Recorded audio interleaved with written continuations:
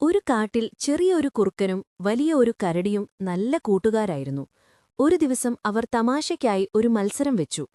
ആരാണ് കുറഞ്ഞ സമയം കൊണ്ട് ഏറ്റവും മനോഹരമായ കൂടാരമുണ്ടാക്കുക? കരടി അതിശക്തമായി മരങ്ങൾ ഒടിച്ചെടുത്ത് വലിയ കല്ലുകൾ അടുക്കിവെച്ച് 5 മിനിറ്റിനുള്ളിൽ ഒരു വലിയ കൂടാരം പണിതു.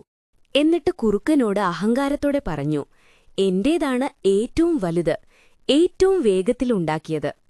കുറുക്കനാകട്ടെ വളരെ ശാന്തമായി പോയി മരക്കൊമ്പുകളും ഇലകളും ഉപയോഗിച്ച് 1 മിനിറ്റിനുള്ളിൽ മനോഹരമായ എന്നാൽ ചെറിയൊരു കൂടാരമുണ്ടാക്കി.